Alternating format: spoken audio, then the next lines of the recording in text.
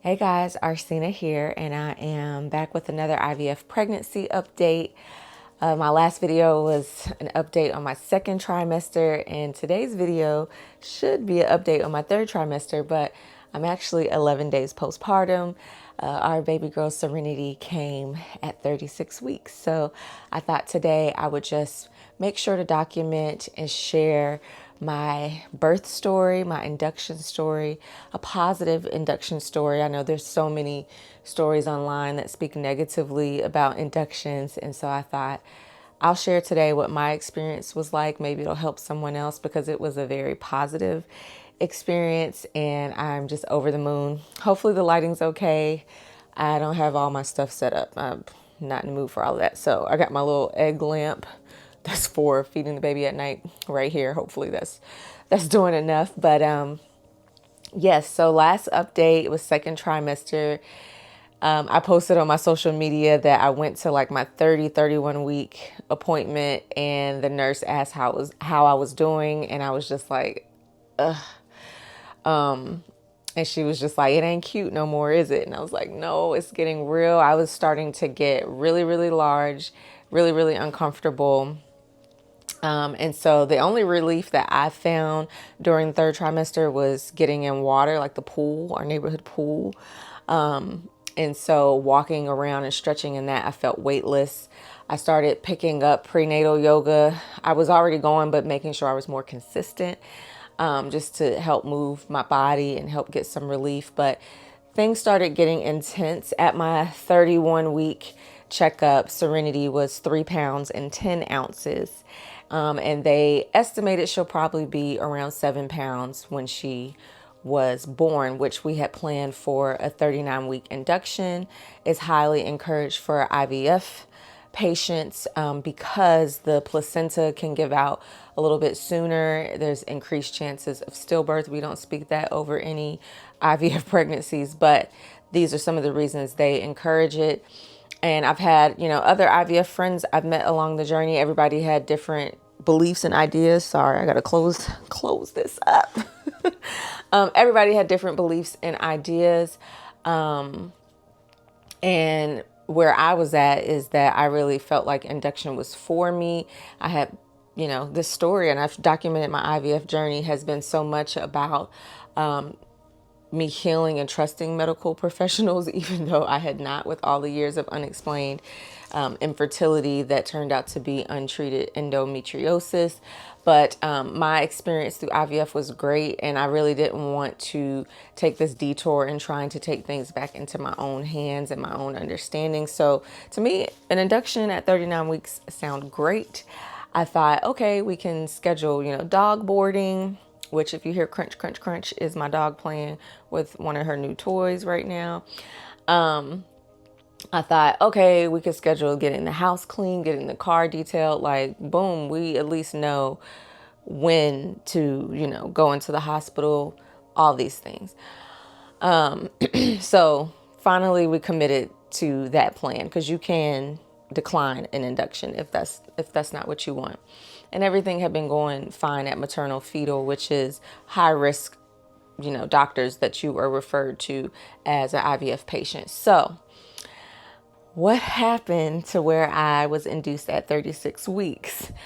I went in for my 36-week appointment, which is very ironic because earlier that day I Googled, like, does every woman get Braxton Hicks? Because I've not been getting any Braxton Hicks contractions so far. And when I went in for my 36 appointment, we were supposed to do my strep test, my first NST test. That's the non-stress testing to see how your baby responds to contractions, and schedule our 39-week induction.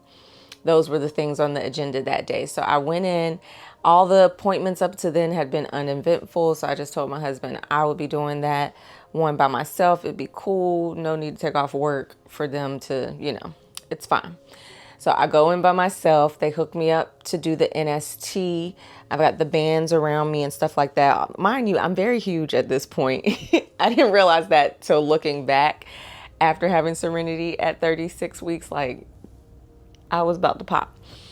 In my mind, it wasn't that big. But so the straps are on me. I'm hooked up to the machine. And I text my husband. I'm like, yo, I've had 2 contractions. They've not been in the room. They hook you up to the machine. They say you'll stay in there 20 minutes. And then they'll come back in and read the results. So I'm in the room by myself, kicking it. I'm loving the recliner they have in there. Like, ooh, how can we get one of these recliners? And I'm texting him. I'm like, I think I've had 2 contractions. I've been having them all along. I just did not realize it because it doesn't hurt. So we're texting like, oh, that's cool. And, you know, the lady comes back in, but she goes back out, and I'm realizing we're past 20 minutes now, and she's quiet. Only thing she mentioned was, I'll have so-and-so, the doctor, come in and read your results to you. And she just seemed a little dry, in my opinion. But I'm not tripping.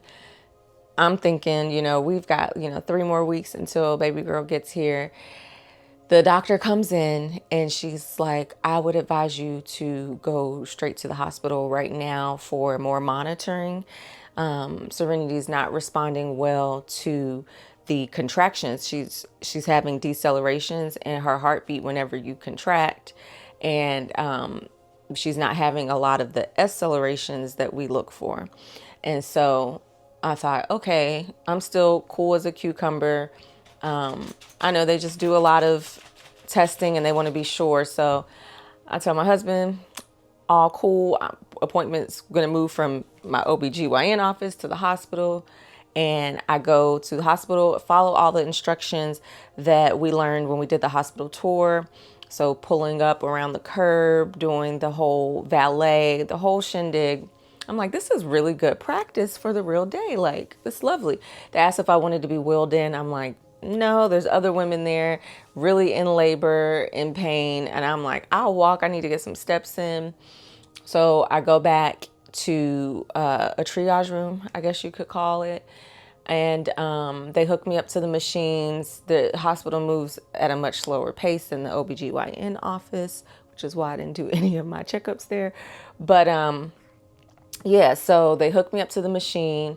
The doctor told me there that she was seeing some accelerations. Overall, she saw a happy baby, but there were still some concerning decelerations when I had contractions. And so she was going to refer to maternal fetal to see what they would advise. If I should be monitored more, if I should just go home, or if I should be induced that night, is what she said. And I was just like, what? So I'm sitting in this room for a long time by myself. Once my husband gets off work, he comes and brings dinner. And they basically ultimately decide that they're going to move me into another room for overnight monitoring and then give me their recommendation in the morning after an ultrasound. So I'm hooked up to these machines all night. I slept at the hospital and I'm like, it's cool. I do have things in a show to curate in the morning, but whatever. And yeah, so I get up the next morning thinking I'm going to get an ultrasound. It takes longer than I would expect. And they don't give me an ultrasound until around the afternoon. And at this point, I got a little attitude, to be honest. I'm like, look, I know y'all just being extra careful. My baby's good. I was listening all night myself. Like, I'm watching the numbers. She's not always decelerating when I have a contraction. I'm not worried about it. Like, why are y'all playing? Send me home. And they let me know they're waiting for a maternal fetal doctor or something along that lines. And so the time is still going by before I get that afternoon ultrasound, and I haven't had food because they have me in the maternity ward. So they haven't put in a dietary thing for me. And so I'm pulling IVs out, which you're not supposed to do, and I'm taking monitors off. I'm packing up. I'm ready to go. They finally pull me back for ultrasound. The lady says Serenity looks good. She is now 7 pounds and 1 ounce. And we know that third trimester ultrasounds are not always the most accurate, but that was much larger than I was expecting because at the 31 week, she was 3 pounds and 10 ounces. So I was thinking maybe she was about 5.5, maybe 6 pounds at most. But she said overall it was great. Amniotic fluid looked good. Cool. You can go home. We'll just start monitoring you twice a week now. Cool. I'm texting everybody, letting my husband know, going home, it's cool. All of this, because my husband got up and went to work. And so I'm like going home packing, and the lady comes back, knocks on the door, and she's like, actually, they want us to check one more thing on the ultrasound. Mind you, my doctor told me I could go home too from my OBGYN office. But she comes back, the ultrasound tech from maternal fetal, they want to check one more thing. So I'm walking back with her now, and I realize she's not as bubbly and as friendly as she was the first walk. I asked, like, what do they want to check? And she just was kind of quiet, like, oh, we're almost at the room. And so I'm like, okay, I'm still cool and calm. And they hooked me back up to the machine. She's doing a more in-depth ultrasound, and the maternal fetal doctor comes in, and she's just like, do you understand what's going on? And I was like, not really, because when I Google, decelerations are pretty normal. So I don't know what's going on. She explained to me there are a variety of different decelerations. And she said if she only looked at my NST results, she would probably advise to just more monitoring, everything is good. But she said paired with what she was seeing in the ultrasound, which was a very large baby, an aged placenta that was calcifying. And she said Serenity, which she does have her little chubby legs and arms, there was, I don't know what the term is, but her skin, because of the fluid, it was collecting fluid. Like, this baby was pretty much ready. And she said, I personally, as a high risk doctor, would advise you to induce tonight, because there's no benefit in waiting 2-3 more weeks. And if she, you just want to be better safe than sorry. She's also really, really, really relying on that placenta, and the placenta is really, really, really exhausting, basically, in my own words. So I told her, because she was a sister, like I'm a sister, I said, all right, if you were me and I was you, what would you do? Let's trade places. And she said, well, it depends on how risk averse you are. Do you like taking risks or not? If you like taking risks, then you can carry this out to 38, 39 weeks before an induction. If you don't like risks, if you feel like, you've come this far, there's no harm, and you're minimizing risk in inducing tonight. And so I was just like, cool. The ultrasound tech that was quiet and weird, she's just, I could tell she's watching me to see like my response. And I'm like, oh, y'all are expecting me to be upset. I'm cool with inducing tonight. Like, I wanted just care. I wanted direction, and y'all just kind of leaving me in this room to starve to death. So, so I'm like, cool, that's fine. Let me let my husband know. And when are we going to start this? And so I go back in the room, and it takes a while because the hospital's so busy for me to get a labor and delivery room. So I am in that room for a while, and they just let me know we will probably start induction here in this room. Pause. I have to add and shout out my doulas, because I did have doulas through What the Bump CLT. So Diamond and Adele, who were amazing. I did call and consult them first before I decided. So I don't want it to sound like they said I recommend it and I was like, sure. No, I said, okay, I'm not opposed to it. Let me speak to my husband and my doulas. And we all came to the consensus there's no harm in it. However, my doula did say, Adele mentioned making sure we stick to the birthing plan and that they don't rush things, because that's where people have really bad induction experiences, because they don't go in with the mindset that this is going to take a while. A lot of people who have told me they're against induction, the reasons have been because your body's not ready, the baby's not ready. And to an extent that's true, but there are processes that make your body and your baby ready. And so my doula was saying, let's do this as long as we stick to our plan, and that this is going to take, another 1 to 3 days before you actually have this baby, like mentally prepare. And then she talked me through certain medicines, what would be best for this long induction process. Okay, so my TV is doing its own thing right now. So yes, We decided to induce. The doctor's shift was going to change. I think everybody was like on a 6 a.m. to 6 p.m., 6 p.m. to 6 a.m. shift. And so I was induced once the new doctor on the evening shift came in. So I was just kind of hanging out in that room. Once the evening doctor got situated, did their rounds, I was induced around, give or take, 7:30, 8 p.m. on June 3rd. So that was Wednesday, because I went in for my 36 checkup Tuesday, stayed overnight Tuesday night for monitoring. Wednesday evening, June 3rd, my brain is fried, June 3rd, that evening, they started with the Folly balloon. And to my surprise, they offered me fentanyl.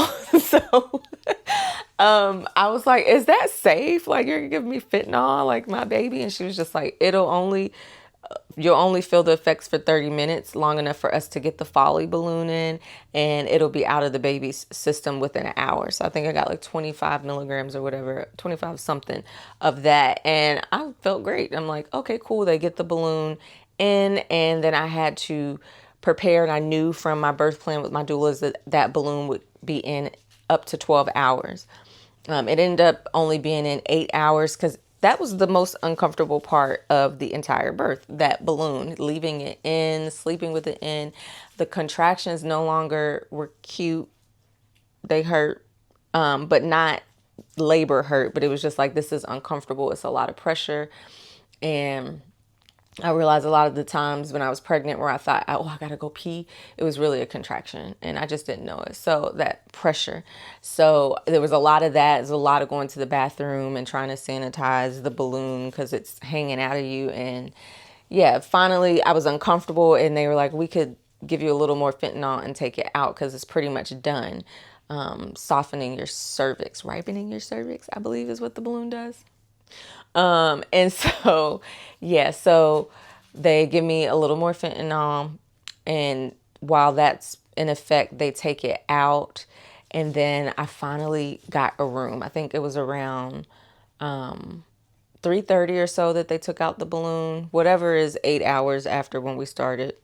They took out the balloon, and then I got into my own room around 4 a.m., let's say, give or take, and labor and delivery room, which was much more spacious. It had a shower, and I just told them, because they wanted to go ahead and get started and give me Pitocin, I told them no, I would like a shower, food, and an epidural before any Pitocin. So see, that was the first sign of them trying to rush things and it being traumatic, because Pitocin intensifies your contractions, and I was already uncomfortable. So I declined the Pitocin, and she, kept saying, the doctor, oh, it'll just be a low dose. And I'm like, no, I'm good. Until I get my room where I can get a hot shower, a meal or something to eat, and my epidural, I'm declining Pitocin. So lo and behold, I got a room. You stick to your boundaries, things happen. So I got into the room. I got a hot shower, which was amazing. They were like, it's 4 o'clock in the morning. There's nothing for you to eat at the hospital. Here's all the snacks we have. They brought me a huge bag full of snacks. So I'm eating graham crackers, cheese blocks. I'm just eating whatever I can eat. Seiji, stop it. And then, let me move my legs around. And then it's time to do the epidural. So the anesthesiologist comes in. She's clearly like flustered. It's been super busy. And she mentions that she has already done 12 C-sections that morning. Mentally, I'm just like, I don't really want a C-section, but I wonder if these C-sections are they're elected C-sections, or is this the result of things just being rushed? I wonder. And so we did the epidural. She applied it, and most of the pain went away. We had to position me so it could flow where it needed to flow. And then they started the Pitocin immediately, which was cool because I felt nothing. All day labor was really, really chill. I have to say, my doulas came in at different shifts. Adele came in first, and every 30 to 40 minutes, she moved me in a different position to help move Serenity down, and it reminded me a lot of my prenatal yoga classes. So I'm glad I did them. However, I'm numb, so I can't move into the positions. They had to move me into them, but she let me know you're going to be really, really sore when this epidural wears off. But I wasn't sore from that stuff, I think, because of the yoga that I have been going to where we do similar positions. So it was just a really good experience. I felt great. It was calm. I had my hypnobirthing videos in my earpiece playing in one of my ears. The other ear was just out, and I'm talking and joking. The nurse that was with me when I started the process came in, and she said she was so sad that she had to give me to someone else, but she's the shift lead, and things were just way too busy. And I thought, okay, that's interesting that she's sad, because, so many nurses had rotated throughout my time there so far. I was kind of getting used to not getting attached to anyone. So I thought, oh, it's interesting she's attached. And then the new nurse came in, and she was great. I learned in hindsight, because my prenatal yoga instructor is a labor and delivery nurse there at the hospital where I was at. She said that a lot of people were arguing over helping us deliver, and me and my husband were thinking, why is that? But I think it's because it was peaceful, it was zen. I was advocating for myself. My doulas, more importantly, were advocating for me. I only knew what to advocate based off of the birthing plans we came up with. And it was really a lot of what I would dream of, which my husband was there. So not all women, but besides him, just women sharing their experiences. It felt like community. The doulas and the nurses sharing, exchanging, and it was just chill. Like, I was sleeping in between those 30 to 40 minutes of shifting.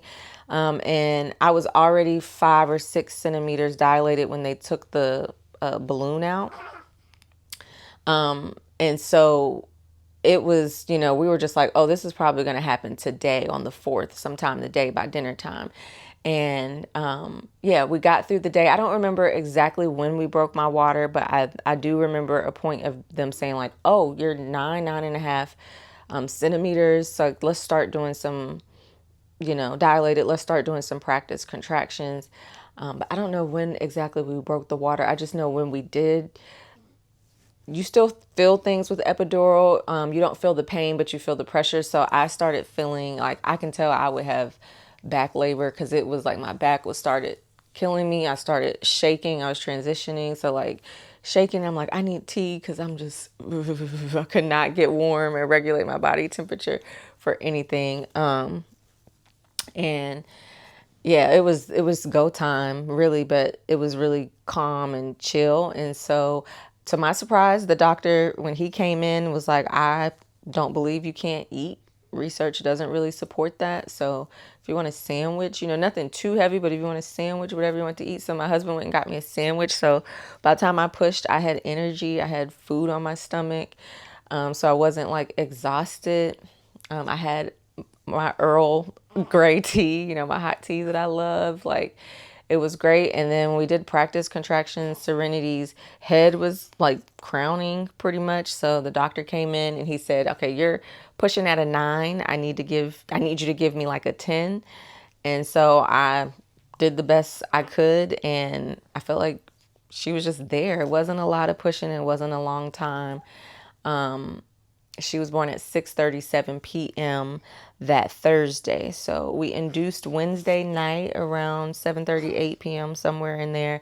And then she was born Thursday evening. And this was us taking the slow route, declining the Pitocin, not breaking the water too soon. Like, really just taking that day to just vibe and make sure I was positioned in a way that was helping her move down. It was a really, really great experience. She was born June 4th, 6 pounds and 11 ounces. So the ultrasound was pretty accurate, and 19.5 inches. Yes, 19.5 inches. And I asked the doctor, I said, is the placenta calcified or aged? And he said, not that I can tell. So I told my doula, actually, I do want to encapsulate my placenta. And so she dropped it off for me at a place that I had I was torn if I would do something with the placenta or not, period. And then when they said that the placenta was aged, I thought, well, I'm not doing it. But the moment he said it looked fine to him, I'm like, okay, let's keep this placenta and umbilical cord. And so I have those. They came to me a few days. I was still in the hospital when the capsules and the umbilical cord came back to me processed. And so overall, my experience, sorry this was long, was positive. I am pro induction. This is my first baby. I don't even know if I would ever do another pregnancy without induction. In the past, I was always, I wanted to do the hippie home birth, things like that. But being high risk is just different. And having suffered multiple losses in the past, I'm really thankful for maternal fetal and the high risk doctors because it is better safe than sorry. And I felt like in the past I was leaning so much into the hippy dippy that there was a sense of neglect and no sense of urgency in making sure that the pregnancy was going well. Like my last pregnancy, I was 10 weeks pregnant and still had no home visit from my midwife or anything. In fact, she told me I needed to chill out and wasn't ready to be a mom because I was too hung-go about the first appointment. And so when I lost that pregnancy at 11 weeks, the first question the hospital said was, why hadn't you been in for an appointment yet? So all that to say is everybody's route is different. For me, this was the best route. I wanted the medication. Okay. Thank you. Oh, excuse you. Oh, sorry. Say sorry. We're going to change her. But yes, I'm going to get going and get back to my little one. She's officially 11 days old today. Her umbilical cord is starting to drop, the part that is still on her starting to fall off. And so she'll get her first bath, like real bath, not sponge bath, but bath sometime this week. But we're over the moon. We're so excited, so in love. Could not ask for a better baby or a better birthing experience. My advice would be to invest in a doula. It's totally worth it, even if you're in a hospital. I think that's why maybe people were arguing over helping us is because we had a plan and we had help, and the hospital was so busy. And our nurses by no means were neglectful, but we did have we had more help than a lot of the other women probably didn't have. Sorry, my brain is scattered, so my English it's up and down because sleep is up and down. So doula, birthing plan, and if you are going to induce, slow and steady. Don't go in thinking I'm going to have the baby today. I'm going to induce tonight, so I'm having a baby tonight. No, I'm going to induce tonight. I'm going to have the baby in the next couple of days. So yeah, that is our story. Our baby girl's here. IVF was great. And I hope this encourages someone else. All right. Bye. God grant me serenity to accept the things that I cannot change. Courage to change the things that I